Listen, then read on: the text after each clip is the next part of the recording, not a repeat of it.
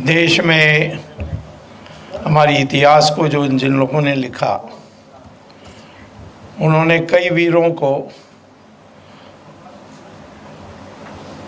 नज़रअंदाज किया था, उपेक्षा किया था, और जो हमारे स्कूल और कॉलेजेस में पढ़ाए जा रहे हैं वो इतिहास पुस्तक में एक बनावटी इतिहास सिखाई जा रही है।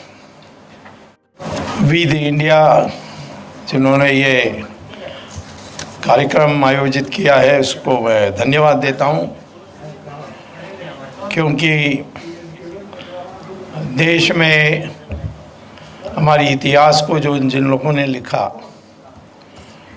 उन्होंने कई वीरों को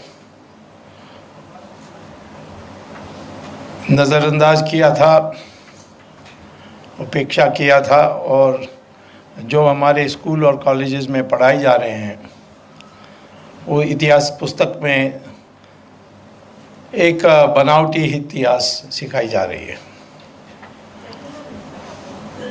उसमें एक बहुत बड़ी अंग वो है सुभाष चंद्र बोस की जो योगदान है हमारे देश को स्वाधीन करने के लिए।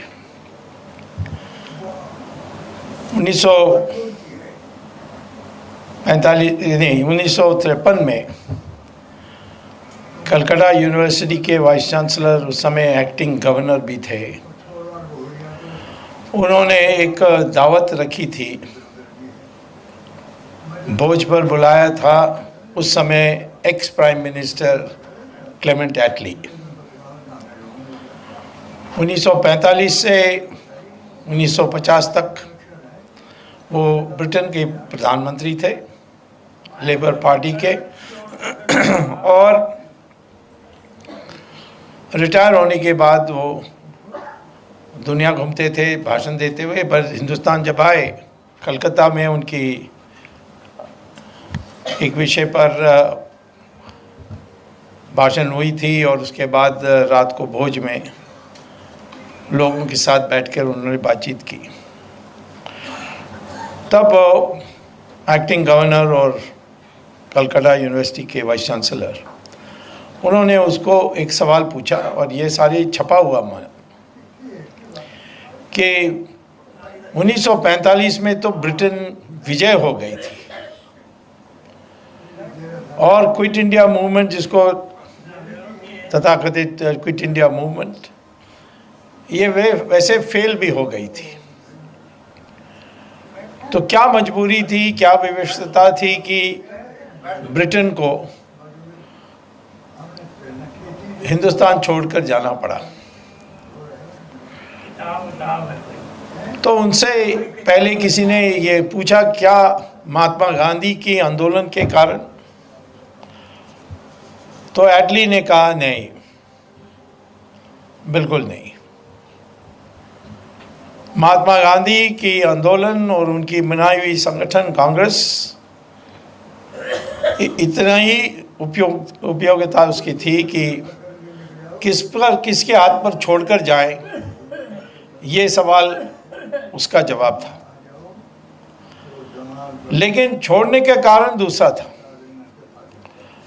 और ये प्राचीन काल से, प्राचीन माने 200 साल पुराना एक पुस्तक में लिखा है कि बैटल ऑफ प्लासी होते समय जब रॉबर्ट क्लाइव आए थे मुर्शिदाबाद में, तो सड़कों में दोनों तरफ बड़ी संख्या में लोगों ने स्वागत में खड़े हुए थे। लगभग 5 लाख लोग थे, और सब फूल फेंक रहे थे सड़क पर रॉबर्ट क्लाइव के लिए। तो उस एक अंग्रेज जेम्स क्रेव्स के नाम पर उसने एक पुस्तक लिखी कि दृश्य देखकर मैं हैरान हो गया। 5 लाख लोग 500 अंग्रेज की जवानों की नेतृत्व करने वाली रॉबर्ट क्लाइव को फूल फेंक रहे हैं, गुलाब के फूल फेंक रहे हैं। इसकी जगह में इनकी मंशा दूसरी होती और फूल के जगह में पत्थर लेकर फेंकते तो रॉबर्ट क्लाइव उसी समय मर जाते। और जब ये चेतना बदलेगी हिंदुस्तान में पत्थर उठाने के, उस दिन अंग्रेज बिस्तर बोरी बांध करके चले जाना चाहिए, ये उसने पुस्तक में लिखा है। और यही एटली ने भी कहा था। सुभाष चंद्र बोस ने जो चेतना जगाई हमारे आर्म फोर्सेस में, हम लोगों ने बहुत पहले ही तय कर लिया था। जब जो आर्मी हमने बनाई है इंडिया में, ब्रिटिश इंडियन आर्मी, वो विद्रोह करने के मूड में आ जाएगा, उस दिन हम बिस्तर बोरी बांध के चले जाएंगे, क्योंकि हम मुकाबला नहीं कर सकते। और जो INA से जो योद्धा वीर लोग आए, उनकी भावना देखकर सारे हमारे हिंदुस्तान में जो फौज थी उन पर असर पड़ा। कई पूना से निकले, जुलूस निकाल करके जबलपुर तक पहुंचे, तो एक हवा बन गई थी कि हमारी जो सेना है वो सुभाष चंद्र बोस के वीरता के कारण जग गई है और पत्थर उठाने के लिए तैयार हो गई है, फूल देने के लिए तैयार नहीं है। तो वास्तव में एटली ने कहा कि सुभाष बोस के कारण हमने इस देश हिंदुस्तान को छोड़कर जाना पसंद किया, और गांधी थे, गांधी के हाथ में छोड़कर गए। सुभाष बोस ने तो झंडा फहराया था अक्टूबर 21, 1943। उन्होंने एक संशोधित जनगण मन भी उसमें उसकी गीत हुई थी, जिसमें जो रविंद्रनाथ टैगोर ने जो अंग्रेज़ों की प्रशंसा में जो शब्द रखे हैं उसको हटाकर उन्होंने संशोधित किया, परंतु ट्यून वही था। और आज भी मैं समझता हूँ कि हमारी भारत सरकार ये जो आज जनगण मन गाई जाती है, उसके जगह में जो सुभाष जो बोस ने जो संशोधित जनगण मन दिया, उसी को राष्ट्रगीत मानना चाहिए। और जो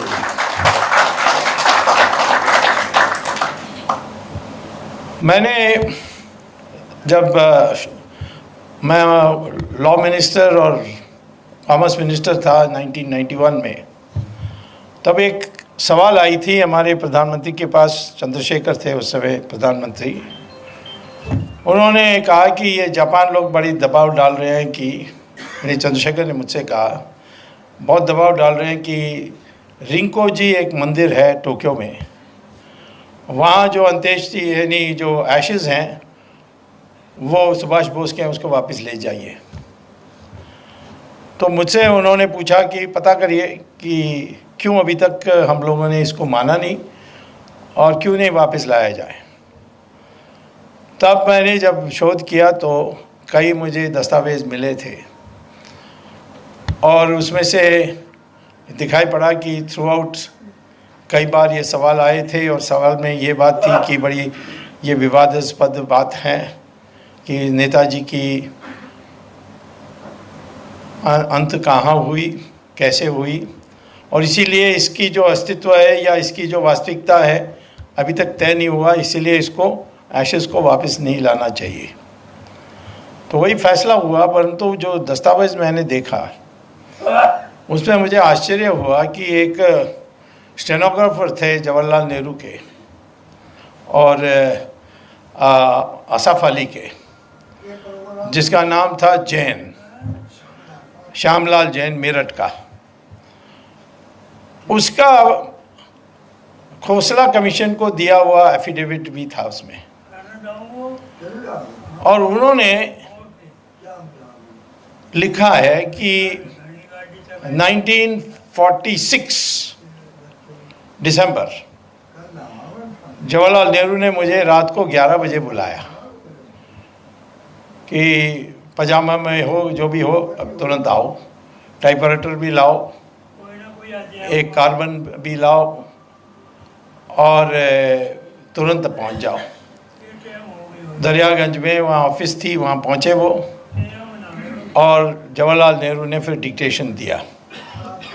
पहले उन्होंने हाथ में लिखी हुई कोई कागज़ थी अंग्रेज़ी में, जो लग रहा था कि वो ट्रांसलेशन है रशियन का, ओरिजिनल चिट्ठी रशियन में थी और किसी ने हाथ में उसको ट्रांसलेट किया है। तो उसको टाइप करने के लिए बोला। उसमें लेटर है on behalf of Joseph Stalin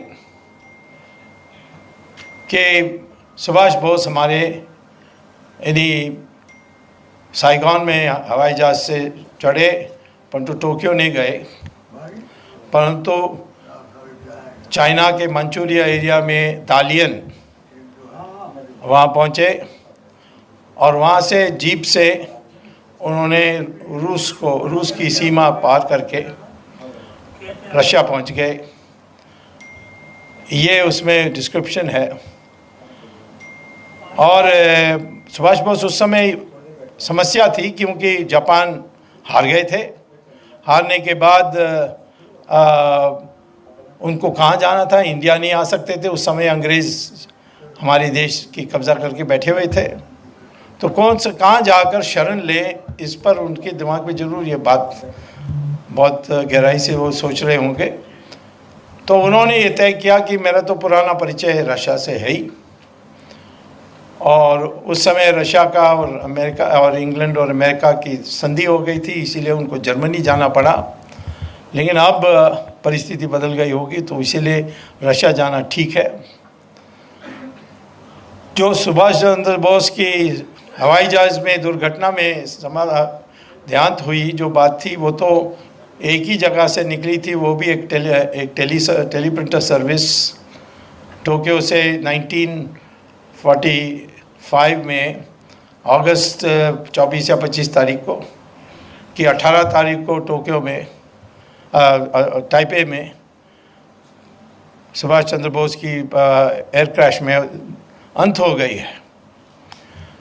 और बाद में जब मुखर्जी कमीशन ने सीधा अमेरिका से पूछा, क्योंकि 3 तारीख सितंबर 1945 में ताइवान जो द्वीप है जिसका राजधानी है ताइपे, उसका कब्जा कर लिया था, तो अमेरिका ने तो लिख कर दे दिया है, जो डॉक्टर मुखर्जी कमीशन में की रिपोर्ट में है, कि ऐसा कोई प्लेन क्रैश कभी हुआ ही नहीं उस पीरियड में, और ना हॉस्पिटल में कोई ऐसा रिकॉर्ड है। तो वो सीधा चले गए थे चाइना के मंचूरिया। चाइना का मंचूरिया उस समय रशिया ने कब्ज़ा कर लिया था वर्ल्ड वॉर 2 में, और वहाँ से वो रशिया गए। तो अब रशिया से खबर आती है जवाहरलाल नेहरू को कि क्या करना है इस सुभाष बोस के साथ। तब वो डिक्टेशन देते हैं जवाहरलाल नेहरू श्यामलाल जैन को, उसमें एटली को चिट्ठी लिखते हैं, और एटली क्यों कहते हैं कि ये जो रास्कल स्टालिन है, इसने हमको धोखा दे दिया है और उसने सुभाष बोस को अपने कब्जे में रखा है। लेकिन सुभाष बोस को तो वॉर क्रिमिनल आपने डिक्लेयर किया, तो इसीलिए आपका रिस्पॉन्सिबिलिटी है कि रशिया से बात करके इसका फाइनल रेजोल्यूशन कराएं। ये किसने कहा? जवाहरलाल नेहरू ने डिक्टेशन में कहा। कैसा पता है? श्यामलाल जैन ने शॉर्ट हैंड में लेकर उसको टाइप करवाया, फिर उसने कमीशन को बताया कि जवाहरलाल नेहरू ने फिर कहा कि वो कार्बन मुझे दो और कॉपी भी मुझे दो, अपने पॉकेट में डाल लिया था, और उस चिट्ठी को पोस्ट कर दो लंदन के लिए। उसके लिए उन्होंने लोकल जो ब्रिटिश ऑफिस थी उसको भेजने के लिए कहा था। तो श्यामलाल जैन कहते हैं खोसला कमीशन को, मैं अपनी मेमोरी से लिखता हूँ कि क्या डिक्टेशन मुझे दिया। तो उसमें उसने गलती भी की है, कोई स्पेलिंग भी है, उसको लेकर कई लोग उसको कहते हैं ये सब फर्जी है। लेकिन ये चिट्ठी गई एटली के पास, और मेरे जो विश्वसनीय सूत्रों हैं उनके अनुसार सुभाष बोस को राधा कृष्णन के साथ भेंट भी हुई थी और विजयलक्ष्मी के साथ भी हुई थी, और आखिर में स्टालिन ने फैसला किया कि कोरियन वॉर में इंडिया चाइना के साथ तो तब सुभाष बोस की अंत कर देंगे। अब इसको सिद्ध करना है, और मैं समझता हूँ कि जो चंद डॉक्यूमेंट्स मैंने देखे उससे मुझे पूरा विश्वास था कि जो 950 डॉक्यूमेंट्स बाकी हैं वो वापस आ जाएंगे, तो ये सत्य भी बाहर आ जाएगा। मुझे उस समय चंद्रशेखर ने कहा कि मैं बाकी नहीं तुम्हें दिखाऊंगा, तुम जवाहरलाल नेहरू का दुश्मन हो, तुम उसका कहीं ना कहीं यानी हल्ला, यहाँ तो दंगा हो जाएगा, ये हो जाएगा, तो मुझे देखने नहीं दिया उन्होंने। परंतु अब तो वक्त आ गया कि दंगा कोई हो कर नहीं सकता। सारा देश में लोग मानते हैं कि जवाहरलाल नेहरू ने हम लोगों के साथ विश्वासघात किया था, जहाँ तक सुभाष चंद्र बोस का सवाल था। गांधी ने भी कहा था सुभाष बोस जिंदा है, 1947 में कहा था। मुझे लगता है कि ये खबर माउंटबैटन को सिंगापुर में भी मिली थी, इसीलिए उन्होंने जल्दबाजी में जो जून 48 में पॉपुलेशन एक्सचेंज के बाद देश की बंटवारा होने वाली थी, उसको 15 अगस्त आगे कर दिया था। तो ये इतिहास कोई छिपा नहीं रहने वाला है, परंतु हमें ये जरा सोचना चाहिए कितना वीर व्यक्ति सुभाष चंद्र बोस थे। उनको ये सारा करने की आवश्यकता नहीं थी, क्योंकि आईसीएस में पास हो गए थे, आईसीएस ऑफिसर बन सकते थे, बने नहीं। चुनाव में जीते पार्टी के अंदर महात्मा गांधी को हराकर,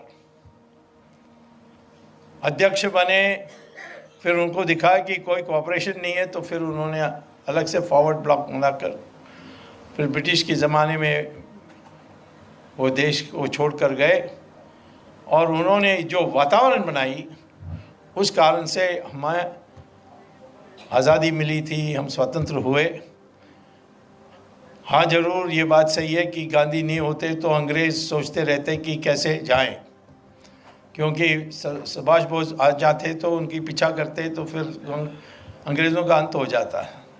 यहाँ तो हम विदा कर रहे थे अंग्रेज़ों को हवाई जहाज़ों, हवाई अड्डों में और बंदरगाहों में, और उनको शांतिपूर्वक उनको इंग्लैंड जाने के लिए दिया। और उनको पूरा विश्वास था कि जवाहरलाल नेहरू, अंग्रेज़ों को विश्वास था कि जवाहरलाल नेहरू प्रधानमंत्री रहेंगे। तो ये इतिहास भी ऐसी लिखी जाएगी कि अंग्रेज़ों ने हमारे ऊपर कृपा की।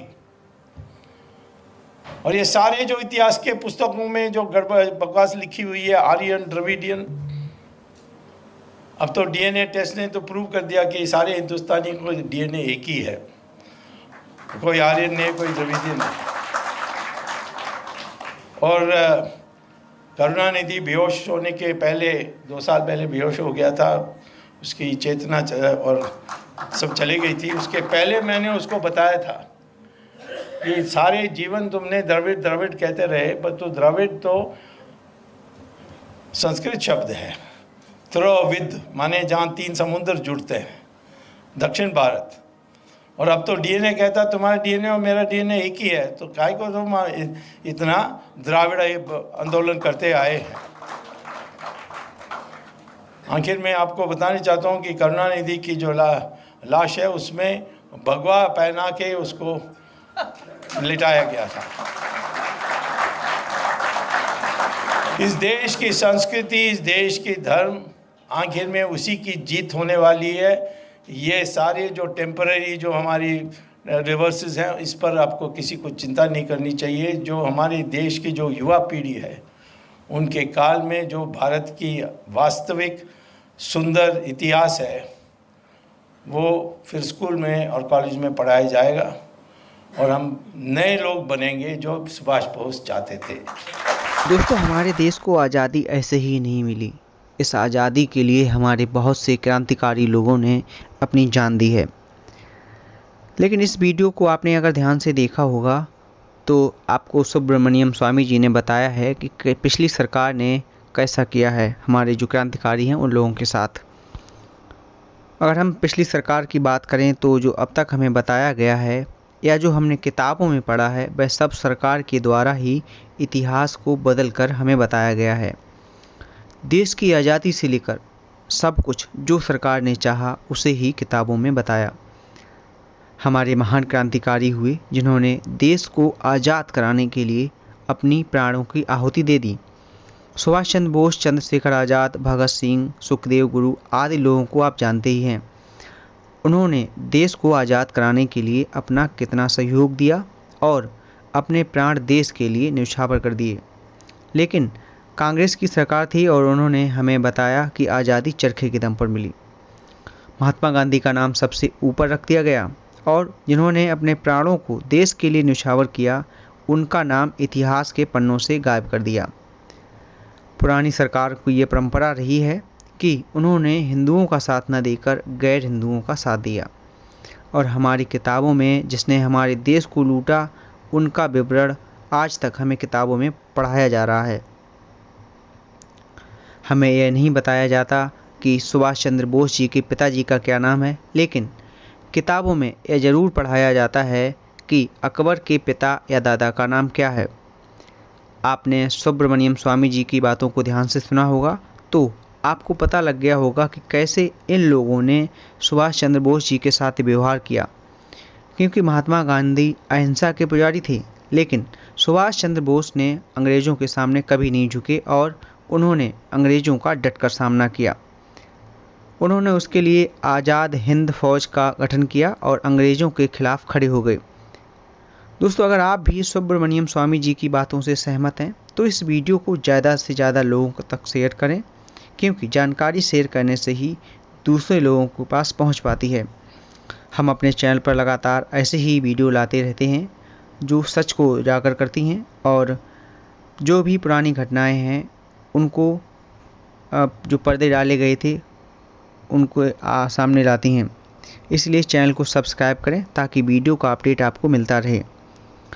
मिलते हैं अगली वीडियो में, तब तक के लिए जय हिंद, जय भारत।